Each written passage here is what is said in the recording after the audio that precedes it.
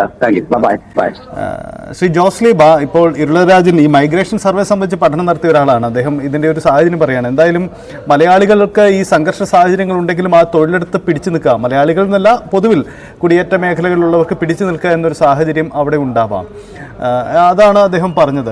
ഇപ്പോൾ ഈ സംഘർഷ സാഹചര്യം സംബന്ധിച്ച് നിങ്ങൾക്ക് മറ്റെന്തെങ്കിലും അറിയിപ്പുകൾ കിട്ടുന്നുണ്ടോ? അതായത് ഇപ്പം വിദേശകാര്യ മന്ത്രാലയത്തിൻ്റെ ഒരു അലേർട്ട് എല്ലാവർക്കും കൈമാറിയിട്ടുണ്ട്. അതിനപ്പുറത്തേക്ക് പുതിയ അലേർട്ടുകൾ എന്തെങ്കിലും നിങ്ങൾക്ക് ലഭ്യമായിട്ടുണ്ടോ? പുതിയ അലേർട്ടുകളൊന്നും ലഭ്യമല്ല. എംബസിയിൽ ഇന്നലെ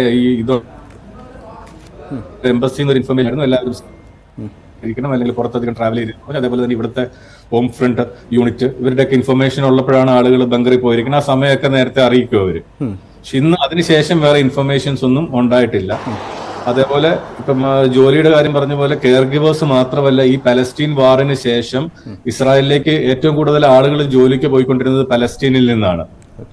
അപ്പൊ ആ വാറിന് ശേഷം കെയർ ഗീവേഴ്സ് അല്ലാതെ എല്ലാ കൺസ്ട്രക്ഷൻ സെക്ടറിലും tile fixing, mason, truck drivers, ഇങ്ങനെയുള്ള എല്ലാ കാറ്റഗറിയിലേക്കും ഇസ്രായേൽ ആളുകൾ കേരളത്തിൽ നിന്ന് ആളുകൾ എടുക്കുന്നുണ്ട്. കേരളത്തിൽ നിന്ന് ആളുകൾ കൂടുതൽ താല്പര്യമാണ് ഇവിടെയുള്ള ഇസ്രായേലുകൾക്ക്.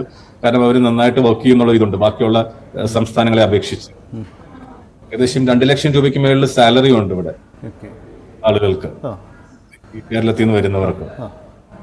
ഈ നമുക്ക് അവിടുത്തെ തൊഴിൽ സാഹചര്യം ഊഹിക്കാം. ഈ അലേർട്ട് ഇപ്പം ഈ ചില മേഖലകളിലൊക്കെ വീണ്ടും സൈറൻ മുഴങ്ങുന്നു, അലേർട്ട് ലഭിക്കുന്നു എന്നാണ്. ഒരുപക്ഷെ മലയാളികളോ ഇന്ത്യക്കാരോ ഉള്ള സ്ഥലത്തായിരിക്കില്ല, അതുകൊണ്ടായിരിക്കാം നിങ്ങളിലേക്ക് അലേർട്ടുകൾ വരാത്തത്, അല്ലേ? ഇല്ല, പക്ഷെ ബോർഡർ ഇപ്പോഴും ഞാൻ പറയും, ബോർഡറിന്റെ അടുത്തുള്ള ലെബനൻ ബോർഡറിന്റെ അടുത്തുള്ള സിറ്റികൾ, ഇസ്രായേലിലെ സിറ്റികളിലാണെങ്കിൽ എപ്പോഴും ഈ അലേർട്ട് നിലനിൽക്കുന്നത്. അവിടെയും ചില ഇന്ത്യക്കാരും മലയാളികളും വർക്ക് ചെയ്യുന്നുണ്ട് അതിനോട് അടുത്ത പ്രദേശങ്ങളിൽ. അപ്പൊ അവരെ ഫോൺ വിളിക്കുമ്പോൾ നമുക്കറിയാം, ചിലപ്പോൾ അവര് പറയും അവിടെ അലേർട്ട് ഉണ്ട് ഇപ്പം. അങ്ങനെ നമുക്ക് ഇടയ്ക്കിടയ്ക്ക് കേൾക്കാം ഈ ദിവസങ്ങളിലെല്ലാം തന്നെ അവർക്ക് അലേർട്ട് ഉണ്ടായിട്ടുണ്ട്.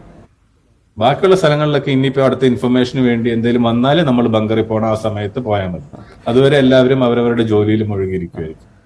ജോസ്ലി ബാ, ഈ ബങ്കറിലേക്ക് മടങ്ങണം എന്ന് ഇപ്പം ഈ പശ്ചിമേഷ്യൻ സംഘർഷത്തിൽ സ്ഥിരമായി നമ്മൾ പ്രയോഗിക്കുന്ന ഒരു കാര്യമാണ്. അത് ഇവിടെയുള്ള ആർക്കും അറിയില്ല എന്തിനാണ് ഈ ബങ്കർ, അല്ലെങ്കിൽ ബങ്കർ സ്ഥിരമായിട്ടുള്ളതാണോ എന്നൊരു ചോദ്യം.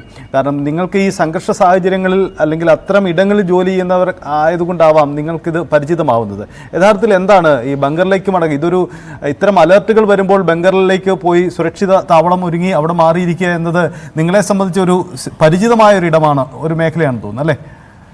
അതെ, എല്ലാ വീടുകളിലും ഒരു ബങ്കർ ഉണ്ടാവും, ഒരു ബങ്കർ റൂം ഉണ്ട്. അപ്പൊ പ്രശ്നങ്ങൾ വന്ന സമയത്ത് അവർ അതിന്റെ അകത്തായിരിക്കും. മിസൈൽ അറ്റാക്കിൽ നിന്നൊക്കെ രക്ഷപ്പെടാൻ വേണ്ടി അതിന്റെ അകത്തിരിക്കും.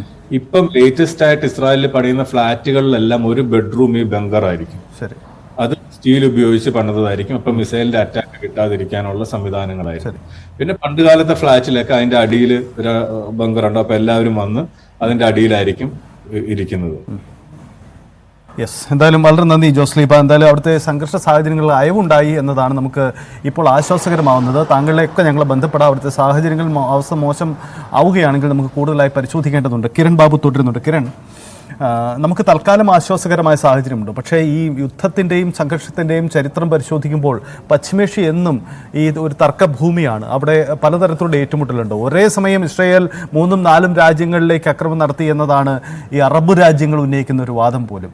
യഥാർത്ഥത്തിൽ ഇതിൻ്റെ ചരിത്രം പരിശോധിക്കുന്നത് രസകരമാവും, വളരെ ഇൻഫോർമേറ്റീവ് ആവും തോന്നും. എന്താണ് യഥാർത്ഥത്തിൽ പശ്ചിമേഷ്യയിലെ ഈ സംഘർഷ സാഹചര്യം?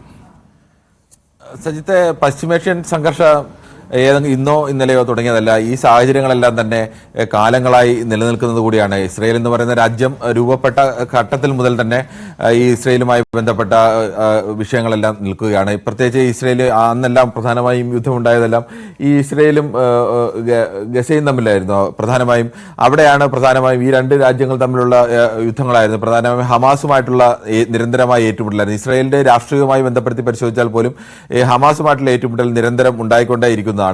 ഇസ്രായേലിനെ സംബന്ധിച്ച് നമുക്കറിയാം, ഇസ്രായേൽ ചെറിയൊരു രാജ്യമാണെങ്കിൽ പോലും കേരളത്തെക്കാൾ ഒക്കെ ചെറിയ ഒരു രാജ്യമാണ്. 1 കോടിയിൽ താഴെ 95.6 ലക്ഷം ആളുകൾ മാത്രം ജനസംഖ്യയുള്ള ഒരു രാജ്യമാണ് ഇസ്രായേൽ എന്നത് ആലോചിക്കണം.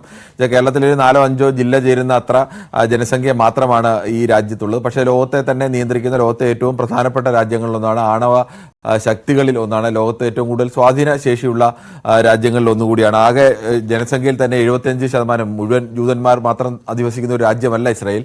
ഇസ്രായേലിലെ 2022 കണക്കനുസരിച്ച് 73.5% ഇസ്രായേലിലെ ജൂതന്മാരുണ്ടായത്. അറബ്സ് ആണ് ബാക്കി 21.1%. ഈ അറബ്സ് എന്ന് പറയുമ്പോൾ അതിൽ മഹാഭൂരിപക്ഷം 90%-ലേറെയും വരുന്നത് മുസ്ലിം ജനവിഭാഗത്തിൽ വരുന്നവരാണ്. ആകെ ജനസംഖ്യയുടെ 1/5 മുസ്ലിം ജനവിഭാഗത്തിൽ പെടുന്നവർ കൂടി ഉൾപ്പെടുന്ന ഒരു രാജ്യമാണ് ഇസ്രായേൽ എന്നുള്ളത്. മറ്റുള്ളവർ 5.4, അത് ക്രിസ്ത്യാനികൾ മറ്റു വിഭാഗങ്ങളെല്ലാം കൂടി ചേരുന്ന 5.4. ഇതാണ് ഇസ്രായേലിനെ സംബന്ധിച്ചൊരു പ്രധാനപ്പെട്ട വിഷയം. ജൂതന്മാരെ സംബന്ധിച്ചിടത്തോളം അവരുടെ ലോകത്തെ ഏറ്റവും പ്രധാനപ്പെട്ട രാജ്യമോ അല്ലെങ്കിൽ വിശുദ്ധ രാജ്യമോ എല്ലാം പറയുന്നത് ലോകത്തിന്റെ പല ഭാഗങ്ങളിലേക്ക് ചിന്നിച്ചിതറി പോകേണ്ടി വന്ന ജൂതന്മാർക്ക് കേരളത്തിനടക്കം അതാണ് ബന്ധം. നേരത്തെയൊക്കെ സൂചിപ്പിച്ചതുപോലെ മലയാളികൾ ഇപ്പോഴും കഴിഞ്ഞ ഒക്ടോബർ 7 ശേഷം യുദ്ധമുണ്ടായ ശേഷം പോലും 500 മലയാളികൾ അവിടേക്ക് പോയി എന്നാണ്. 500 എന്ന് പറയുന്നത് സംഖ്യ ആലോചിക്കുമ്പോൾ ചെറുതാണെങ്കിൽ പോലും പക്ഷെ അത് അത്ര ചെറുതായി കാണാൻ കഴിയില്ല. ഏത് സമയം യുദ്ധം ഉണ്ടാകാമെന്ന് നമ്മളിപ്പോൾ പറഞ്ഞു തന്നെ കേട്ടു. ആ രാജ്യത്തിന്റെ എല്ലാ വീടുകൾ പണിയുമ്പോൾ അല്ലെങ്കിൽ ഫ്ളാറ്റുകൾ പണിയുമ്പോൾ അവിടെയൊക്കെ ബങ്കറുകൾ പണിയണമെന്ന് ഏത് സമയവും നിങ്ങൾ ബങ്കറിലേക്ക് പോകേണ്ടി വരുന്ന ഒരു സാഹചര്യമൊക്കെ ഉള്ള ഒരു രാജ്യം.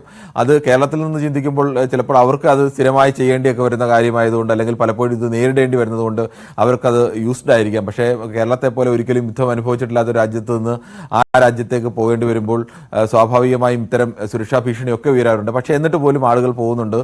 ചരിത്രാതീത കാലം മുതൽ തന്നെ കേരളവും ഈ ഇസ്രയേലുമായി അത്തരത്തിലുള്ള ബന്ധമുണ്ട്. കൊച്ചിയിലൊക്കെ ജൂത കമ്മ്യൂണിറ്റിയെ കുറിച്ചുള്ള നിരവധി പഠനങ്ങളും ഒക്കെ വന്നിട്ടുണ്ട്. അവരുടെ വലിയൊരു ഭാഗം തിരിച്ച് ഇസ്രയേലിലേക്ക് പോയിട്ടുള്ളവരുമൊക്കെയാണ്. പ്രധാനമായും കൊച്ചിയിലും അതോടൊപ്പം തന്നെ മുംബൈയിലെ മണിപ്പൂർ മേഘാലയ സൈഡുകളിൽ കൽക്കത്തയിൽ ഇങ്ങനെയുള്ള ചില നഗരങ്ങൾ കേന്ദ്രീകരിച്ചാണ് ജൂത കമ്മ്യൂണിറ്റികൾ പറഞ്ഞ പലായന കാലത്ത് ഈ രാജ്യങ്ങളിലൊക്കെ വന്നിട്ടുള്ളത്. അവരിൽ മഹാഭൂരിപക്ഷം പേരും മടങ്ങി പോവുകയും ഒക്കെ ചെയ്തിട്ടുണ്ട്. ഇപ്പോഴും ആ ഒരു ബന്ധവും കൂടുതൽ മെച്ചപ്പെട്ട ജീവിത സാഹചര്യങ്ങൾ, മെച്ചപ്പെട്ട ശമ്പളം, അതൊക്കെ ആലോചിച്ചാണ് കൂടുതൽ മലയാളികൾ ആ സ്ഥലത്തേക്ക് പോയിക്കൊണ്ടിരിക്കുന്നത്. നമ്മൾ ഈ ഒരു രാജ്യത്തിന്റെ കിടപ്പ് തന്നെ ശ്രദ്ധിച്ചാൽ മനസ്സിലാവും. പ്രധാനമായും